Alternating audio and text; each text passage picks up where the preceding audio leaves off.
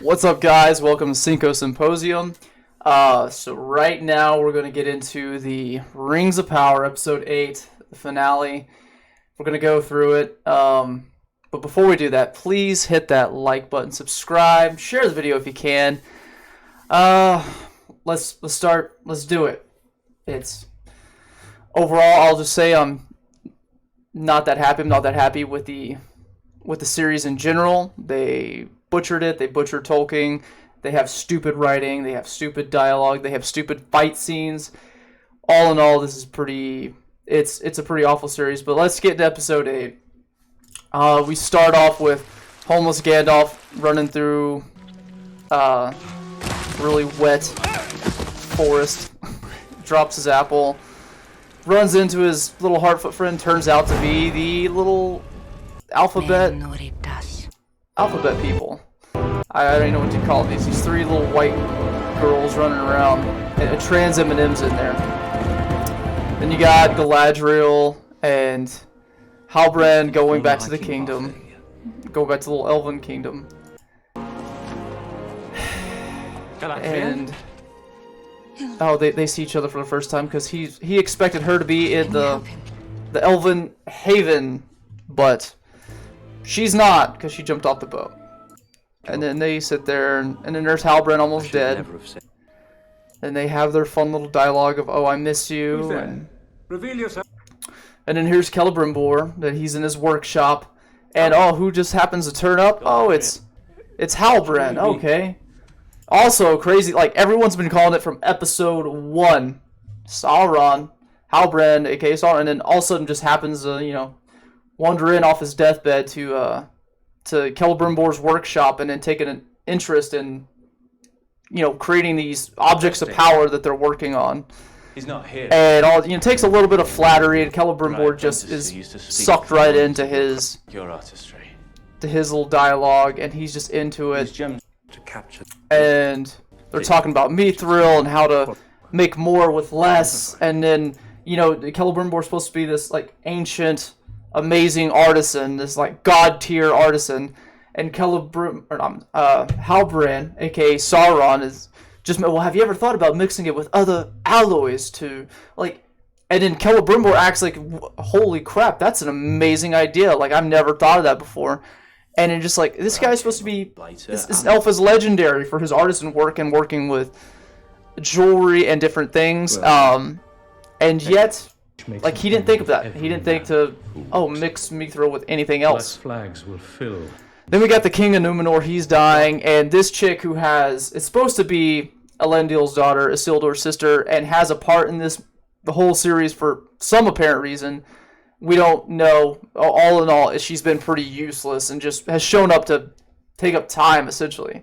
But she's one of these people that gets brought in to make a statue of the king before he dies.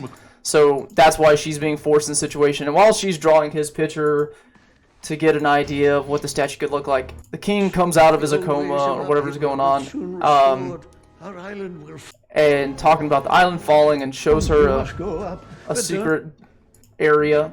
She goes into it, and lo and behold, it's a Palantir. Okay, so she's gonna see something. Then we get into the dialogue with the elves again and the king, and they're talking about what they need to create to fight against the evil forces. And this is where I'm a little confused because. Yes. What the king says. To be our salvation. If this was to be our, we needed it sooner. We needed it sooner. Because the king's saying we gotta leave, and if this is to be our salvation, we need it sooner. And nowhere do they really talk about the urgency, why they have to leave, why the elves. I mean, the elves came over here to Middle Earth to fight against Morgoth back in the day, and it's like immediately when something starts happening bad, the leaves start kind of turning black, and something's going on. Looks like we better tuck tail and run. I don't get that. I don't understand why they, out of nowhere, they want to leave. They don't want to fight. They just something's bad's happening, so we better GTFO, better haul ass out of this place. And if this was going to be our salvation, should have had it sooner. What timeline are you paying attention to? What timeline is it that, we're already past the point of no return? The show doesn't explain any of that. It just leaves you hanging. It leaves you just asking questions why is that in there? Or why is this not explained? And Celebrimbor's upset because he needs more time. You know, he's trying to work on this whole mithril thing of creating something that will be of power that they can use to stop the enemy. And he's upset. Elrond and the king have a little discussion, but then they decide to work on it anyways. And they got the... And then here's Galadriel. She's got this poor guy, this little nerd librarian guy that's gonna go look up some old scrolls for her of lineage. And then there's Halbrand, and now she's out of nowhere. I was like, where did she's been? Her and Halbrand have been, you know, tight for the past few episodes, and he's the king. And now all of a sudden, out of nowhere, she just starts really suspect something in him. Like she suspects some type of maliciousness, kind of like out of nowhere, and it's confusing. Where all of a sudden she just started getting suspicious. Then we get back to Gandalf, homeless Gandalf, and the three little the Trans Eminem and his crew, and they tell him that he is Sauron. You're like, okay, obviously it's not. Like even when they're saying everyone already knows, nope, it's not Sauron. This is Gandalf. He starts showing his power a little bit. They get a little freaked out, and then Trans Eminem knocks him out because they got scared. Start tying him up. Well, then the Harfoot show up to rescue him. Turns out, oh no, it's a trap. So now the Harfoots are in trouble. And then all of a sudden, here comes Gandalf is waking up from his egg, from his coma, and now he's gonna be knocking the little alphabet people around.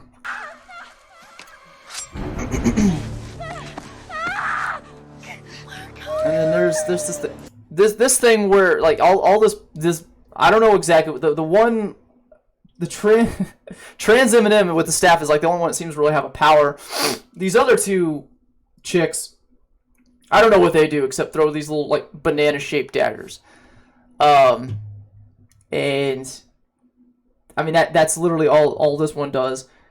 And she threw one and hit the melanated Harfoot, and then he got, you know, in the stomach, so pretty mortal wound. But he's snuck around, and now he's sneak attacking her. And look how much time he wasted. Like he popped out and just did this instead of like really doing something quick. And I love this part. I want you to notice this part. And then this person's supposed to be really awesome at throwing these daggers. Just sits and stares at him. And he takes the dagger that she stabbed him and like could have attacked anywhere for the most part, like maybe not up at her face because she's too tall, but stabs her foot. And it's exactly what Bronwyn did, whatever her name was, in the battle scene before, where the orcs coming at her and the other chick while they're about to send the fiery wagon down, and the orc comes up and she could have stabbed him anywhere, but stabs him in the foot. Which hurts, I'm sure, but turns out to be, it doesn't really stop you from swinging their sword. And then Bronwyn got the other chick, got her throat sliced because she did such a stupid blow. And it's like the same thing with this one. Like, why are we stabbing? Why does this show have a thing about stabbing in the foot? Like, why? Who thought that was a good idea? And then we have this fight scene with... Oh, sorry. We have this scene where, you know, the Trans Eminem is lifting Gandalf up, and she does this one move where she just like picks him up, and she likes turn him to the side, and then she throws him. That's like her main move. We're gonna pick him up, we're gonna turn him to the side, and we're gonna toss him in the rock. And I'm like, why? And she does it twice. It makes me think of playing Mortal Kombat with your little cousin back in the day, where they would just do this one combo to you over and over and over. And I'm just like, God, do something different. But like, yeah, she pick Gandalf up, turn him to the side, throw him in a rock. That's their specialty. But I thought that was funny. But they keep continuing having their little fight. Then she's getting rocks thrown at her. She's gonna Trans Eminem's gonna start burning the forest around her, so the Harfoots get crispified. Then they're in a desperate situation. Oh. I'm good. Yeah, he's good. And then they exposes, I guess, that these three women things into that they're actually race. They're actually race. that are. I don't know. I don't know how you explain that. I thought Wraiths weren't from this world, and I mean, but like you could actually see their human form. So I'm just confused by this. And then he explodes them, knocks them in with the light, and then he turns them into moths. Okay. All right. So that's weird. I don't know. And then Melanated Heartfoot's gonna die, so they leave him there. Then there's dumb dialogue with Isildur and the Queen, where I keep saying Isildur, Elendil flips again. So he was gung-ho elves, he was about helping them, going to Middle-earth, fighting. Then his son dies, or he thinks his son dies. Then he's like, why do we do this? It was absolutely stupid. I basically was tricked. We shouldn't have been here. Flips on everything he believed in. And then this next episode again, flips back to go, oh, okay, well, I guess we actually, we do sacrifice in war, and there's things you sacrifice for. And so, I'm not upset anymore. One. We'll see to it that we make the end worth the price. We make the end worth the price. So he flip-flopped again. Flip-flop. Flippity-flip-flop. That's what the show mainly has, is just storyline that flip-flops. Then they show back up, they see the flags that the king is dead. And then they're still working on these. It refuses every effort to... They try using an explosion to force the mithril with other alloys, but it's not working. It's not successful. Guy Ladriel is all of a sudden still suspicious of Halbrand, and then she actually gets the lineage scroll from her little nerd in the library, and her and Halbrand have a discussion where she basically exposes, hey, I see the scroll where it showed the lineage of the Southlands. Turns out the king, or the line of kings there, was broken 1,000 years ago, and there was no heir. So obviously you lied about this, but it's like, okay, if there was a kingdom of the Southlands, and Galadriel was like 1,000 years old, and there was once upon a time a kingdom, and that line was broken, that would be fairly common knowledge to like most people around Middle-earth or know anything about it. Why the hell did they not know? Like, why did she not already know and know this guy was full of shit from the first time he said, oh, or where it got brought up that he was the heir to the throne of the Southlands. You convinced me. So now she's caught him. You're something else. And then she tries stabbing him, and then he puts her immediately into a dream world where she sees her brother and has some really stupid, pointless dialogue. But she knows she's talking to Sauron now. And then it doesn't work. Then he goes to the boat scene with her, and he's talking to her. And he's basically tempting her, saying, hey, you're the light to my power. You bring me to the light, and I'll give you power. And we work together and be my queen, basically. And she denies him.